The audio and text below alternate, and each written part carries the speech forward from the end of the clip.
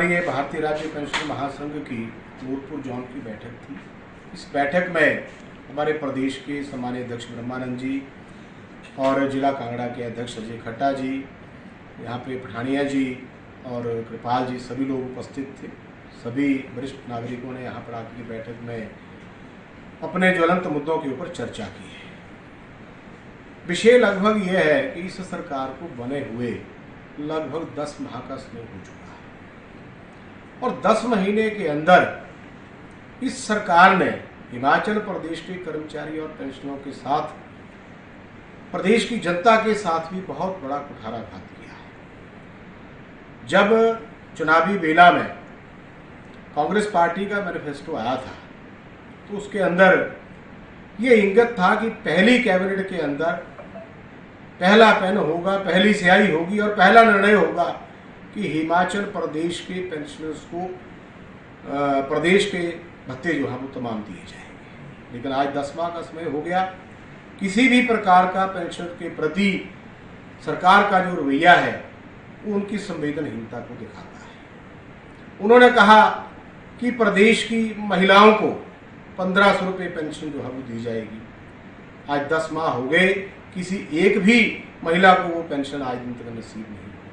उन्होंने कहा कि प्रदेश के लोगों को 300 यूनिट बिजली फ्री दी जाएगी, क्योंकि जो हमारे पेंशनर और कर्मचारी हैं वो भी इस प्रदेश के नागरिक हैं, इसी प्रदेश की जनता का हिस्सा है। इन्होंने कहा कि 300 यूनिट बिजली फ्री देंगे। वो 300 यूनिट बिजली फ्री देना तो दूर रहा, 2 बार उसका सरचार्ज बढ़ा करके बिजली का टैरिफ बढ़ा दिया और लोगों को जोश का झटका इन्होंने बिजली से दिया। इन्होंने कहा कि प्रदेश के अंदर व्यवस्था परिवर्तन लेकर के आएंगे। बुद्धिजीवी लोगों ने सोचा कि प्रदेश के अंदर व्यवस्था परिवर्तित होगी।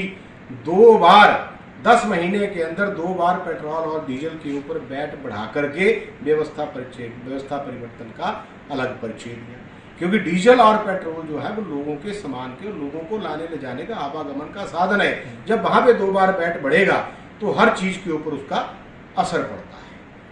इससे भी बड़ी हटकर के जो संवेदनहीनता सरकार की है वो मैं आपको दर्शाना चाहता हूँ। जब हिंदुस्तान के अंदर या पूरे वर्ल्ड के अंदर कोविड आया और अपने ही अपनों को छोड़ करके भाग गए, आपने भी वो मंजर देखा होगा कि जब लोगों की मृत्यु हो रही थी तो उनके परिवार के लोग भी उनकी लाशों को जलाने से और लेने से इनकार कर रहे थे। ये दृश्य हमने टांडा में खुद देखा है। उस वक्त जिन लोगों ने अपनी जान को जोखिम में डाल करके कोविड वॉरियर बनकर के लोगों की सेवा की, सरकार ने उनकी सेवाओं को तुरंत समाप्त कर दिया।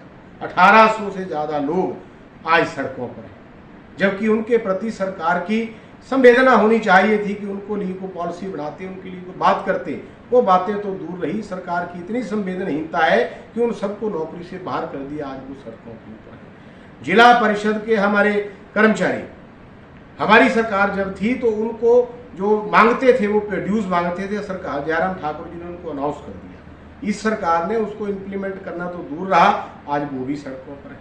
बिजली बोर्ड के लोग ओपीएस को लेकर के सड़कों पे आने वाले हैं। कुल मिलाकर के इस प्रदेश के अंदर अफरा तफरी का माहौल है। व्यवस्था परिवर्तन का आलम यह है कि प्रदेश के कर्मचारी, पूर्व कर्मचारी और निकाले हुए कर्मचारी और आम जनता सड़कों के ऊपर आने के लिए त्रस्त हो चुके हैं। इसका कारण है हिमाचल प्रदेश की सरकार की कोई नीति स्पष्ट तौर पर नजर नहीं आ रही। जब सरकार सत्ता में आई तो उन्होंने कहा कि सरकार के ऊपर कर्जा बड़ा भारी छोड़ के गए हैं, तब कर्जे का रोना रोकते रहे। उसके बाद प्रदेश के अंदर आपदा आ गई।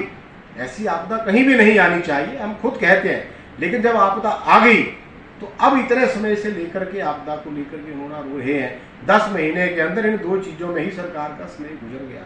मैं आज आपके माध्यम से एक बात प्रदेश की सरकार को बताना चाहता हूँ। ये आपदा तो प्राकृतिक थी, लेकिन एक आपदा ऐसी खड़ी हो रही है, दिनों दिन बढ़ती जा रही है। जिस दिन उस आपदा ने विकराल रूप धारण कर लिया, हिमाचल प्रदेश की सरकार, ये जनता उसको रोक नहीं पाएगी। वो है बेरोजगारी। बेरोजगारी का इंडेक्स दिनों दिन बढ़ता जा रहा है। मैं सरकार से पूछना चाहता हूँ कि जहां हमारे स्वास्थ्य विभाग के अंदर स्वास्थ्य सेवाएं दिनों दिन पूरे हिमाचल प्रदेश में लचर होती जा रही हैं।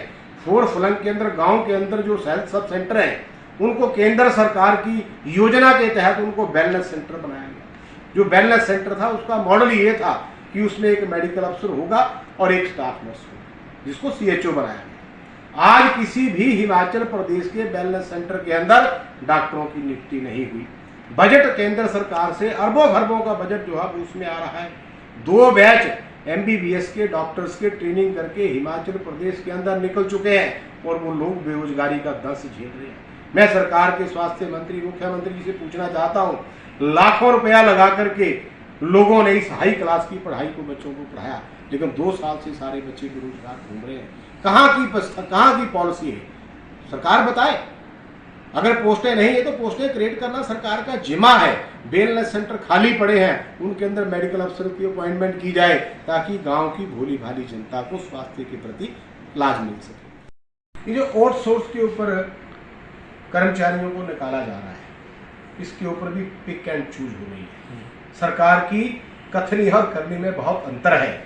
जो अपने चहेते लोग हैं उनको कंटिन्यूशन उनका कॉन्ट्रैक्टर रिन्यू कर रहे हैं, और जो उनके चहेते नहीं है उनको निकाल रहे हैं। जो कोरोना वायरस की बात नहीं, कॉलेजों के अंदर, स्कूलों के अंदर, जहां भी मंदिरों के अंदर भी ज्वालाजी मंदिर से 9 लोग निकाल दिए, जबकि वो पॉलिसी के तहत लगे थे, उनको भी निकाल दिया। और बाकी जो उनके चहेते लोग हैं उनको वहां पर अभी तक यथावत रखा। बाकी चिंतपूर्णी मंदिर है, चामुंडा मंदिर है, सभी लोग काम कर रहे हैं। मेरा कहने का मतलब है कि सरकार अपनी कथनी और करनी को ठीक करे।